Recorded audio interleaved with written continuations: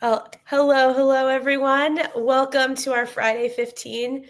Hopefully you can hear me. My voice is very scratchy. I am debating whether I sing Phoebe's Smelly Cat or whether we do the Friday 15. I'm going to try not to laugh too. That typically tends to make me Yes. cough.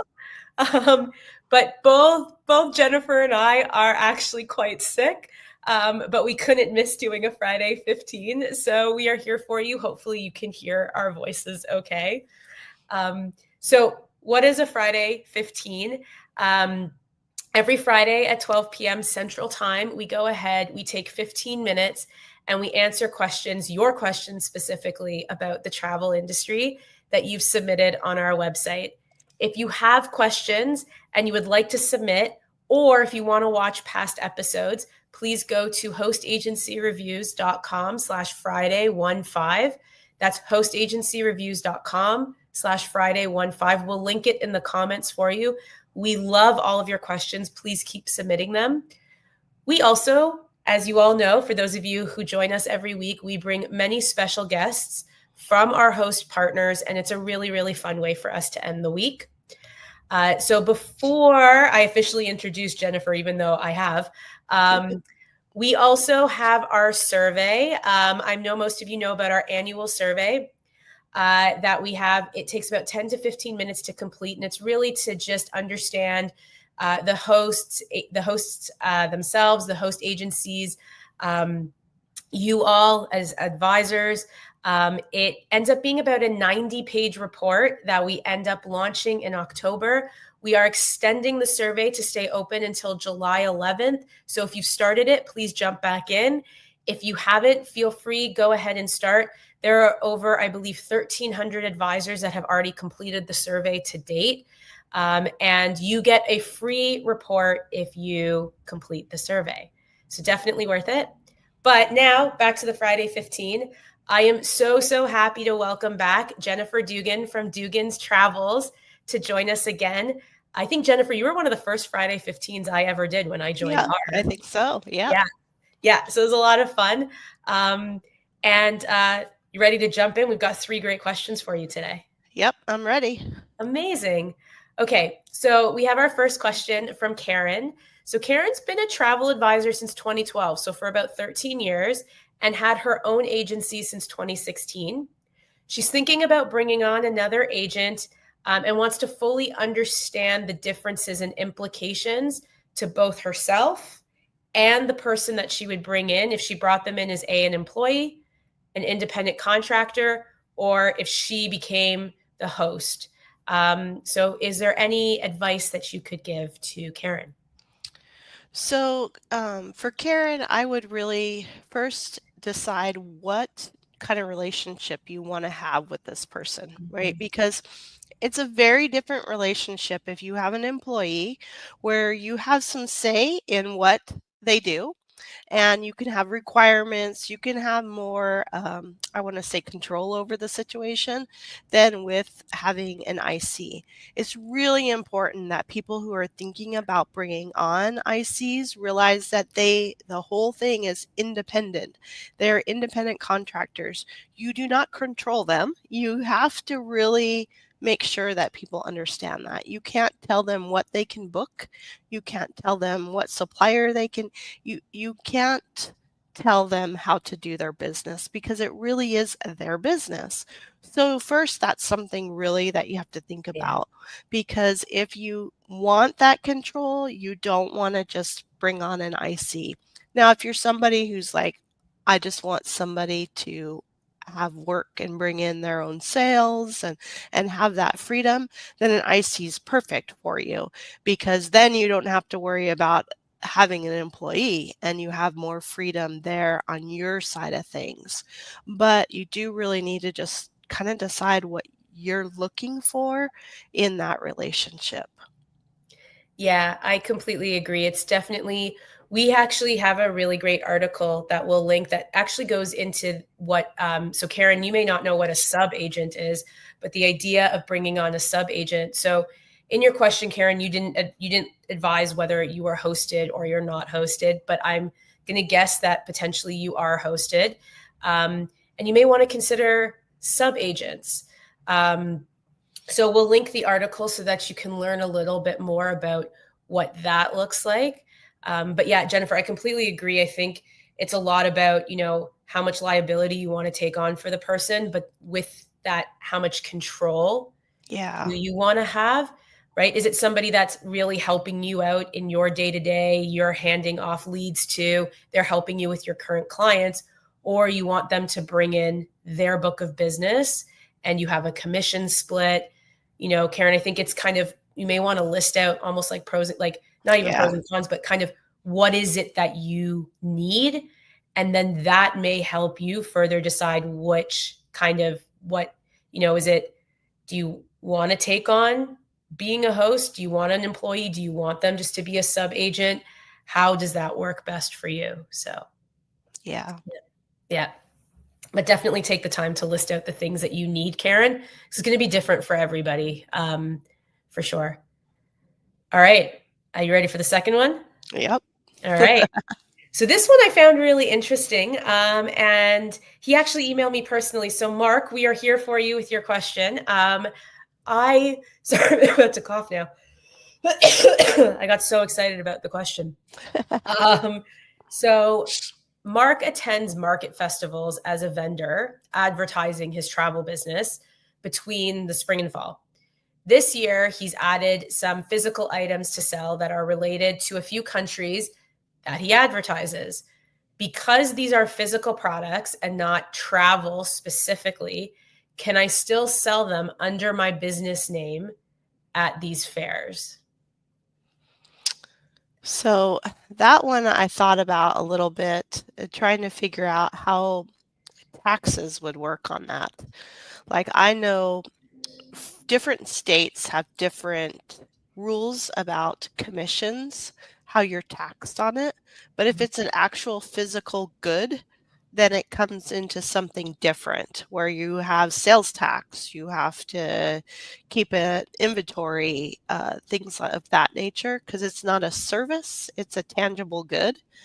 So I would really recommend talking to a CPA or someone in your licensing department of your state to find out how you manage that. As far as what your host agency would do, I'm not sure there. I've never had an agent that has brought that up before. I would think that even the host agency might not want to get involved in it because of, then could they be liable for those goods too? It might want to be something that you do individually, and potentially even having a side business just for that, so it's not as confusing for taxes. I don't know. What do you think, Shayna? I think that that's a great point. Actually, taxes were the first thing that came to my mind because it's not a service, it's a physical good. And I know, so Mark had mentioned something around, the host agency allows them to allows him to charge service fees, which many hosts do. Right. But this isn't a service you're providing, Mark. So I would be very careful about that. And I would also refer back to your host to ask, to be very specific with them. Like, could I use a service fee? But Jennifer, I'm in 100% agreement with you. I think speaking to an accountant or getting some advice directly from somebody who deals with the sale of goods or taxes in general is your best bet, Mark, because really we're giving you our insights. But I used to specialize in tax, but that was more Canadian tax. Canadian tax is fun. The rule is if you think it has to be included in your income, it does. Yeah. And if you think you can expense it, you can't. Yeah. It's kind of the joke we make in Canada. But I totally agree with you. I would get the advice of a professional in this area. I've never actually heard this question before either, Jennifer. I've never had a host bring it up with me. I've never actually had an advisor. So Mark, I'm so glad that you asked this question. But I would say go to an accountant or a tax professional to actually have that conversation. And I personally would be very wary about charging the service fee because this is not a service that you're providing. So I would veer away from that, but talk to your host directly about that if you're unsure. Yeah, I agree.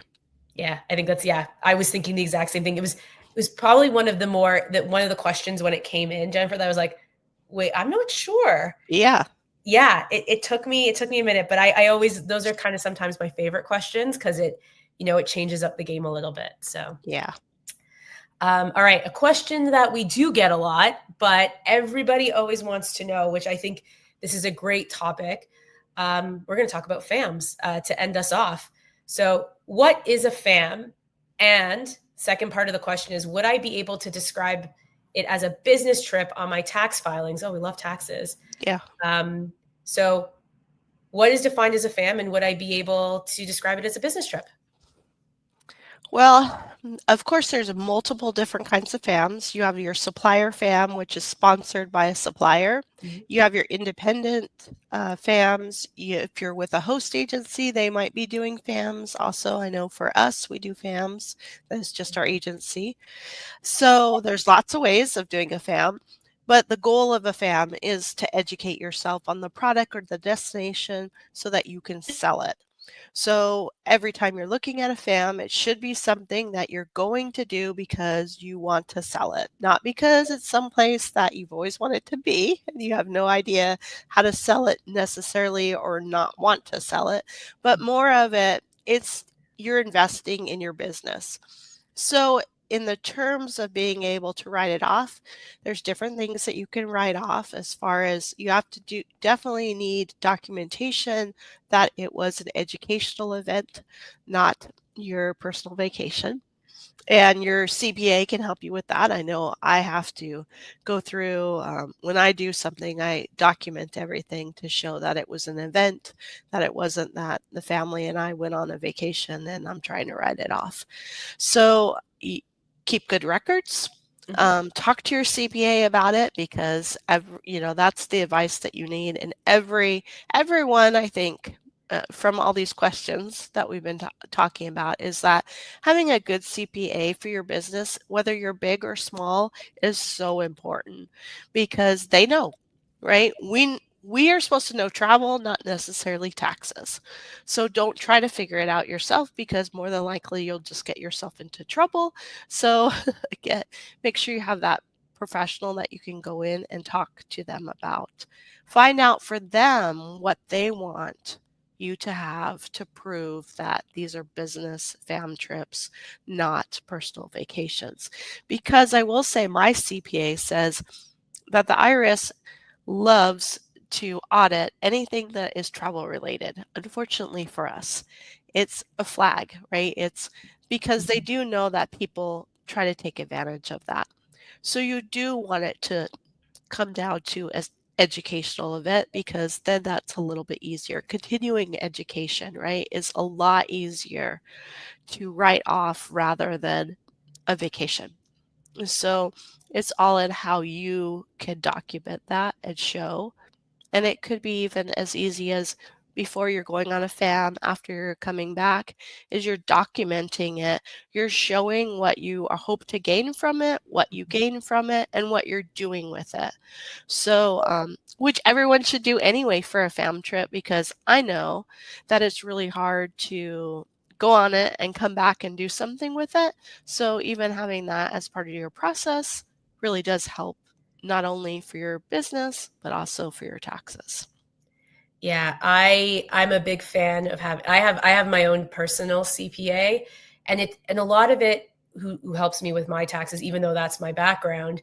And it's because there are things that you just don't know in the tax code that are helpful, or things that, say, the IRS, that they look at that are helpful for them, that your CPA will be very aware of. So I wholeheartedly agree with that.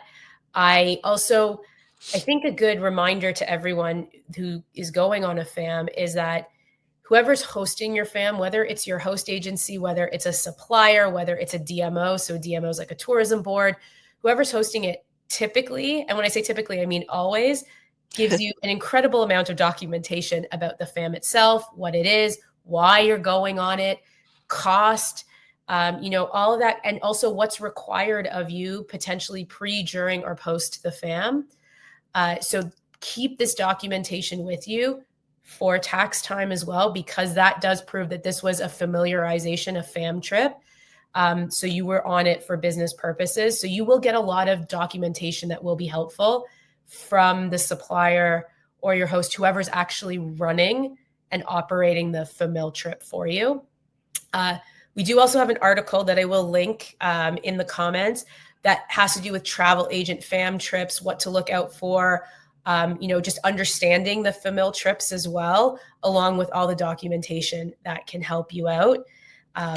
But definitely, even before before I went on my first ever fam, I spoke to my CPA as well to learn more about what she wanted me to keep, because of course I'm across the border in Canada. So for tax purposes, we need some different documents, and it really helped me. It also, I was able to tell the supplier running it, this is what I need. This is what I require. And so, and I tell the supplier, I was the supplier. But it was good because it helped us as suppliers as well frame and adjust the documentation to what's most helpful for our advisors that are going on the fam as well. So give that feedback to the suppliers too, for sure. Yeah. And I mean, it's great to have that information prior to leaving, because then you know what receipts you need to make sure you keep. Exactly. And what is going to be out of pocket for you that you can't expect to get a tax break on. And it will help you plan accordingly. And going back to, a CPA, I would say for travel, like how much does travel change for us, right? It's constant. Mm-hmm. It's the same thing for taxes, right? So they're constantly hearing about what's coming down the pipe and all that stuff. So you really need that for your business, because you cannot stay on top of taxes. Like it's just too much. So has anyone ever seen the tax code? For anyone watching and not listening, it is thick. It is a huge book. I know I used to work in it day in and day out, and I did work in the IRS tax code as well, but there's a lot in there. So yeah, let somebody else help you with that, and then you do what you do best and sell travel and help your clients and have fun. So well, that brings us to the end of the Friday 15. The most important links that we're going to put in the comments are the ones that we're going to put in right now, which is to Dugan's Travels profile or directory on the Host Agency Reviews site. We're also going to link you directly to joindugans.com as well. So please go check them out. I think Jennifer just pulled the same thing I did. When you see us coughing, if you're watching, we're muting ourselves pretty consistently. Oh man, thank God it's Friday. So please go and check out Dugan's. If you have questions, reach out to them directly if you want to learn more. We do have some great co-hosts coming up in the next few weeks. Next week, we are going to be off because it is July 4th, next Friday. So there will be no podcast next Friday. Personally, I will still be working because I take July 1st off. We will, though, next week, instead of the Friday 15, we will be hosting a webinar with Travel Resources Group. So they are a smaller host agency on July 2nd at 3 p.m. Eastern, so 2 p.m. Central. It'll be specifically on boutique host agencies and what makes them different. We will link that if you want to register for it. So I will be there. I say co-hosting. I will be there for the first couple minutes, and then we're going to let Travel Resources Group take over. We've got vacation planners back on July 11th. We have Travify joining us on July 18th, and then we are going to have a very special guest on July 25th, and we will tell you more about that in the weeks to come. Just a reminder before I leave you all, please go fill out our annual survey. We will link it again. And please submit your questions for the Friday 15 at hostagencyreviews.com/Friday15. Thank you so much, everyone. Enjoy. Happy summer to everybody. And we will see you in a couple weeks. Bye, everybody. Bye.